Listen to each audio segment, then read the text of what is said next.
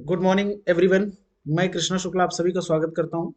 जैसा कि आप सब लोग जानते हैं, आज की इस हिंदी की क्लास में बहुत ही इंपॉर्टेंट टॉपिक हम लोग डिस्कस करने वाले हैं और खास तौर पर हम देखेंगे कि आज की इस बेहतरीन क्लास में जो टॉपिक है हिंदी भाषा का उद्भव एवं विकास, जिसमें देखिए हम लोग यहाँ पर देख पा रहे हैं जैसा कि हिंदी जो भाषा है इसकी आदि जननी कौन है।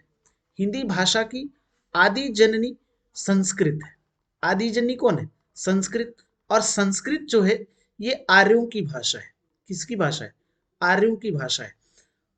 आर्य कौन थे? आर्य श्रेष्ठ लोग थे या कुलीन वर्ग थे। मैक्स मूलर का कथन है कि ये लोग मध्य एशिया से आए हुए थे। तो संस्कृत भारत की प्राचीन भाषा है, जबकि प्राचीनतम भाषा तमिल है। अब इसके साथ साथ हम लोग बात करेंगे संस्कृत से एक भाषा का विकास होता है पाली, जो कि बौद्ध धर्म में प्रयोग हुई। इसके बाद प्राकृत भाषा का विकास होता है जो कि जैन धर्म में प्रयोग हुई। प्राकृत भाषा का विकास होता है और इसके साथ साथ यहाँ पर देखेंगे तो अपभ्रंश का विकास हुआ। और अपभ्रंश का मतलब है टूटी फूटी भाषा। अपभ्रंश को हमारे भरत मुनि ने अपने नाट्य शास्त्र में भी बोला, इसे अशुद्ध भाषा के रूप में।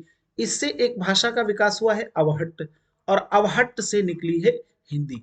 और हिंदी में भी हम आधुनिक हिंदी की बात करते हैं। हिंदी में भी हम आधुनिक हिंदी की बात करते हैं। और आधुनिक हिंदी का मतलब क्या है कि जो हिंदी हमारे संविधान से मान्यता प्राप्त है, जिसको 14 सितंबर 1949 को भारतीय संविधान में इसे राजभाषा का दर्जा दिया गया था। मानक भाषा का इसे क्या दिया गया था? दर्जा दिया गया था। तो वहीं से ये हमारी हिंदी क्या हो जाती है? विकसित मानी जाती है। अब बात आती है इस हिंदी शब्द के विकास की। हिंदी शब्द का विकास किस तरीके से होता है, तो आइए सारी जानकारी हम लोग यहाँ पर करते हैं। हिंदी जो शब्द है, चूंकि ये कहाँ से आया, तो ये ईरान में विकसित हुआ। ईरान यानी कि फारस में। कहाँ से? ईरान यानी कि फारस में। और फारस में भी एक फारसी कवि थे जिनका नाम था औफी। और औफी साहब ने इसका 7वीं 8वीं शताब्दी में इसका प्रयोग किया। इनके ग्रंथ का नाम था एक जफरनामा। और इस जफरनामा ग्रंथ में क्या किया गया? इसका प्रयोग किया गया था खासतौर पर 7वीं 8वीं शताब्दी में। तो आपसे एक सवाल पूछता है कि हिंदी किस भाषा का शब्द है, तो हिंदी भाई फारसी भाषा का शब्द है। किस भाषा का शब्द है? फारसी भाषा का शब्द है, यहाँ से विकसित हुआ है। कारण क्या है कि ये लोग सा का उच्चारण नहीं कर पा रहे थे, ये लोग हा करते थे। हमारी जो सिंधु सभ्यता है, सिंधु सभ्यता के आसपास से आने के कारण और इन लोगों ने सा का उच्चारण हा किया और धा का उच्चारण द के रूप में इन्होंने किया। इस तरीके से जो सिंधु है, हमारी जो सिंधु सभ्यता हमारी पुरानी सभ्यता के रूप में मानी जाती है, तो सिंधु से यहाँ पर एक शब्द का विकास होता है हिंदू।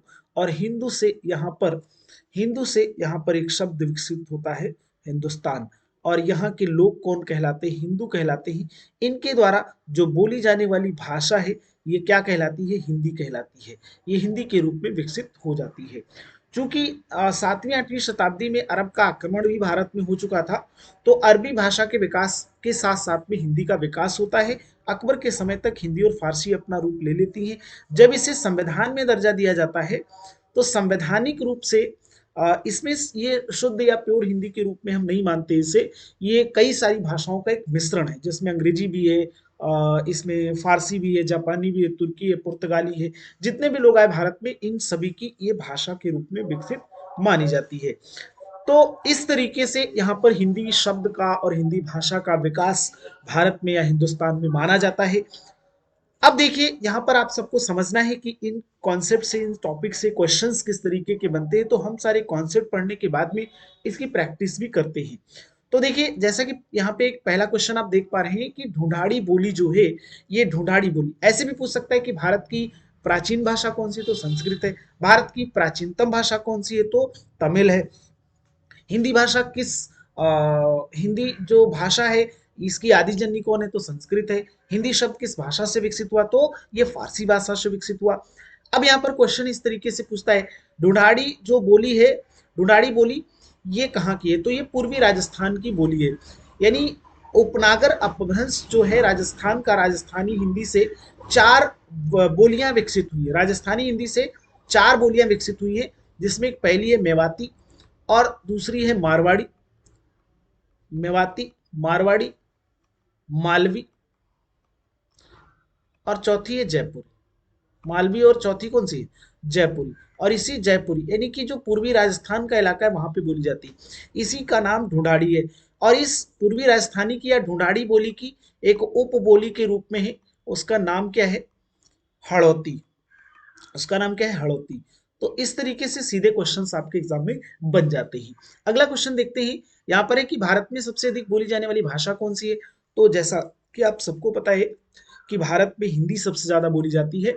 और हिंदी चूंकि भारत के 10 राज्यों में बोली जाती है, उत्तर प्रदेश में बोली जाती है, बिहार में बोली जाती है, छत्तीसगढ़ झारखंड में बोली जाती है, मध्य प्रदेश हरियाणा में बोली जाती है, दिल्ली में बोली जाती है, राजस्थान में। तो इस तरीके से 10 राज्यों में बोली जाती है। चूंकि बहु जनसंख्या वाले राज्य बोलते हैं इसलिए हिंदी भारत में सबसे ज्यादा बोली जाती है। तमिल दक्षिण भारत में जो कि द्रविड़ परिवार से विकसित हुई भाषा के रूप में मानी जाती है। भारोपी परिवार से उत्तर भारत की भाषाएं विकसित हुई हैं, जिसमें हिंदी है, पंजाबी है, बंगाली है, मराठी है, ये सभी भाषाएं हैं। भारोपी परिवार का मतलब क्या है? ये भारत का सबसे बड़ा परिवार माना जाता है, जिसमें भारत और यूरोप दोनों जगह की भाषाओं का इसमें मिश्रण माना जाता है। ठीक है, तो इस तरीके के यहाँ पर क्वेश्चंस आपके एग्जाम में आते हैं। और आइए आगे के हम लोग यहाँ पर चैप्टर प्लान्स की बात करेंगे कि कौन कौन से यहाँ पर चैप्टर हैं जो कि हम लोगों को अगले एक महीने में 50 घंटे में और अगले एक महीने के 50 घंटे में, मतलब टोटल 100 घंटे के सिलेबस के रूप में हमें पढ़ना है।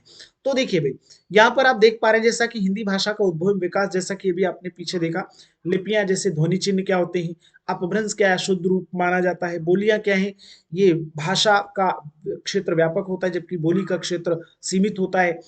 कितनी बोलियां हैं? 18 बोलियां हैं हिंदी की। और आचार्य रामचंद्र शुक्ल के अनुसार कितनी बोलियां हैं? 17 बोलियां हैं। इस तरीके के तमाम सारे क्वेश्चंस इसमें हम लोग कंप्लीट डिटेल पढ़ेंगे। वर्णमाला में वर्णों का संपूर्ण अध्ययन, ये देखिए आपका, ये यहाँ पे टाइमिंग भी मेंशन है कि कितने कितने घंटे में हम लोग पढ़ेंगे। तो 4 3 7 और यहाँ पे 3 10 घंटे का ये कंप्लीट आपका क्या हो गया सिलेबस, जिसमें वर्णमाला में स्वर व्यंजन पढ़ेंगे, अयोग हुआ, संधि पढ़ेंगे। संधि में हम लोग खास तौर पर संधि जैसे वर्णों का मेल होता है या इसमें परिवर्तन जो होता है वही संधि कहलाता है। स्वर से होने वाला परिवर्तन, व्यंजन से होने वाला परिवर्तन, तो स्वर व्यंजन विसर्ग संधियां हैं, इस तरीके से हम लोग पढ़ेंगे। ये कल कंप्लीटली 10 घंटे का ये आपका टॉपिक हो गया। अब इधर आप देख पाएंगे यहाँ पर जैसा कि ये टोटल आपका 25 घंटे के सिलेबस में यहाँ पे हम लोग यहाँ पे डिस्कस करने वाले हैं, जैसा कि आप देख पा रहे हैं।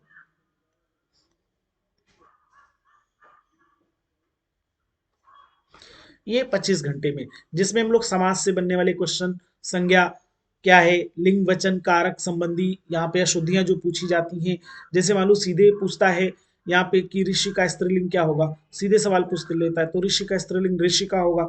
जैसे पूछ लेगा साधु का स्त्रीलिंग क्या होगा, तो साध्वी होगा। इस तरीके से वचन, जैसे चाकू पूछता है एक वचन है कि बहुवचन है, इस तरीके से चाकू हमेशा एक वचन में प्रयोग किया जाता है। कारक से संबंधित, तो ये कारक हो गया सर्वनाम, विशेषण, क्रिया, काल, वाच्य, अव्यय, उपसर्ग और प्रत्यय। उपसर्ग मूलांश होते हैं जो शब्द के शुरुआत में लगते हैं, प्रत्यय ऐसे मूलांश जो शब्द के बाद में लगते हैं। तो ये कंप्लीट डिटेल हम लोग आगे का जो प्लान है ये 25 घंटे, 50 घंटे का एक महीने में, और इधर 25 और 15 इधर हो गया 40 घंटे का। तो ये आइए देखते हैं इधर हम लोग।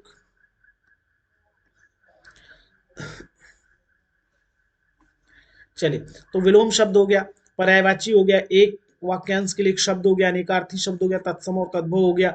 ये पूरा का पूरा हम लोग इधर पढ़ेंगे 15 घंटे में। तो आइए समझते हैं आगे की पूरी चर्चा। ठीक है भाई, तो देखिए लोकोक्तियां और मुहावरे, इसमें देखिए लोकोक्तियां और मुहावरे की अगर हम बात कर लें तो खास तौर पर इसमें जितने भी महत्वपूर्ण क्वेश्चंस आते हैं, इसका जो कंटेंट है उसके बारे में पढ़ेंगे, अभ्यास प्रश्न इसके करेंगे। वर्तनी शुद्धि, जैसे मान लीजिए कुछ शब्द इस तरीके से आपसे पूछ लिए जाते हैं, कौन सा शब्द शुद्ध है कौन सा अशुद्ध। जैसे एक शब्द यहाँ पे हम लिख रहे हैं शुश्रूषा, शुश्रूषा ये शब्द शुद्ध माना जाता है और इसी को लोग क्या कर देते हैं, मात्रात्मक त्रुटियां इसमें कर देते हैं, तो ये गलत माना जाता है इस तरीके से। और सम श्रुत भिन्नार्थक शब्द, अशुद्ध वाक्यों को शुद्ध करना किस तरीके से पूछा जाता है। लोग जैसे कहते हैं कि बिजली बहुत जोरों से क्या हो रही है, चमक रही है, बिजली बहुत जोरों से चमक रही है। अब इस सेंटेंस की जो त्रुटि पूछी जाती है, बिजली बहुत जोरों से गरज रही, तो गरजने का काम बादल करते हैं। तो सामान्य अशुद्धियां, व्याकरणिक अशुद्धियां भी पूछ ली जाती हैं। विराम चिन्ह से संबंधित क्वेश्चंस पूछ ले जाते हैं। रस, जो आपका बहुत ही इंपॉर्टेंट टॉपिक है, कई सारे वनडे एग्जाम्स के लिए इंपॉर्टेंट है। तो रस जैसे वाक्यम रसात्मक काव्यम, ये बात किसने कही? तो विश्वनाथ प्रसाद जी ने कही। छंदम हृदय मस्ती, ये बात किसने कही? इस तरीके से अलंकार, काव्य शोभा करान धर्मान अलंकार कारान प्रज्ञते, दंडी जी ने ये परिभाषा दी।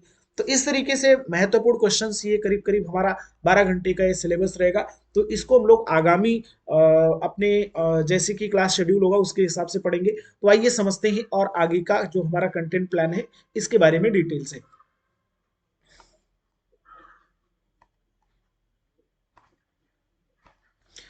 तो हिंदी साहित्य, जैसा कि आप जानते हैं कि साहित्य समाज का दर्पण है, तो साहित्य सागर भी है। लेखक अपनी कलम से वास्तविक तस्वीर को प्रस्तुत करने का काम करता है, जिसमें लेखक और रचनाओं से संबंधित तमाम तथ्यात्मक जानकारियां यहाँ पे, जैसे कि हिंदी की प्रथम कहानी कौन सी है, हिंदी का प्रथम उपन्यास कौन सा है, हिंदी का प्रथम समाचार पत्र कौन सा है, पुरस्कार, साहित्य अकादमी पुरस्कार, ज्ञानपीठ पुरस्कार, ये कौन से पुरस्कार है, किस भाषा के लिए किसको पुरस्कार दिया गया। तो ये डिटेल से जानकारी हम लोग यहाँ पे करेंगे। इसके बाद विविध में जितना भी बच जाता है वो और उसका अभ्यास प्रश्न का पूरी चर्चा यहाँ पर हम लोग 20 घंटे में करेंगे। तो ये है हमारा सिलेबस और कंटेंट प्लान, और जिसको हम लोग प्रॉपरली करेंगे। आज के लिए इतना ही। बहुत बहुत धन्यवाद, बहुत बहुत धन्यवाद। Thank you so much.